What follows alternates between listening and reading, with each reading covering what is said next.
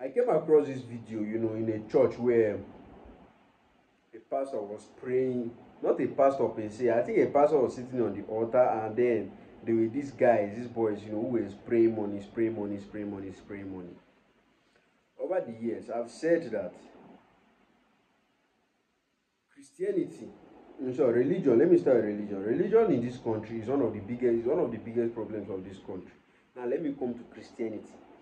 Many of us have taken Christianity for a joke. Not many of us, because I don't take Christianity for a joke. But many people out there in Nigeria have taken Christianity for a joke, and that is because there is no regulation, especially for these are Pentecostal brothers, these are Pentecostal churches. There are no regulations. Do you understand? Somebody just wakes up one day, rent a space and call it a church and give it a name and start preaching and start bringing people there and becomes Daddy Gio. You understand? There are no regulations. If you go to the Catholic Church, as a priest, you cannot try nonsense because they will send you to the monastery. I don't know how many of us can remember the case of Reverend Father Mbaka, a very big, well-known priest in the East, who conducts this very large adoration, where a lot of people come, you understand.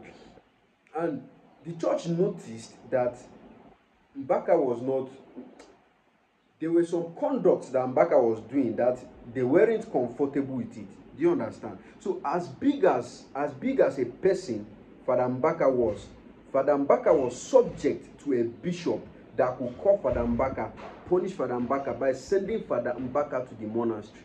Do you understand? That is regulation.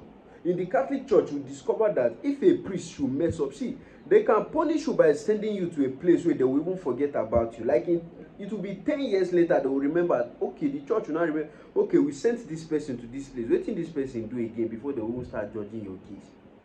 Do you understand? If there can be regulation, the president of Rwanda, I think last year, 2 years ago, he passed a bill that as a preacher in Rwanda, you must have a degree, at least a first degree in theology, for you to be able to carry the Bible and preach.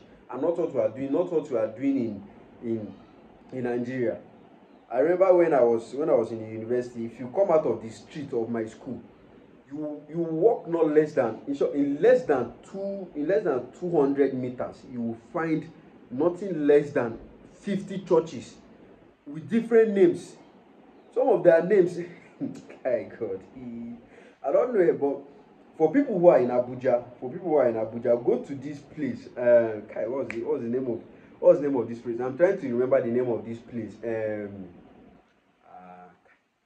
But the place is located Jukwe, yeah, Jukwe.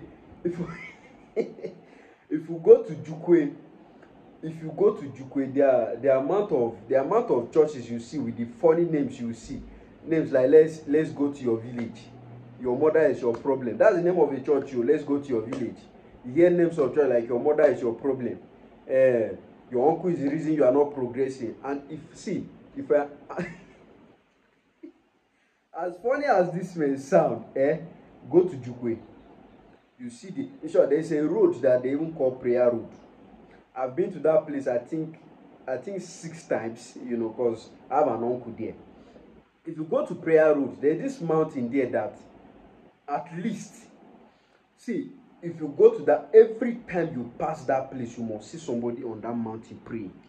You must see somebody there praying. And this is one of our major problems in this country, religion. People just wake up, decide what they want to do, no regulations, and people decide to be,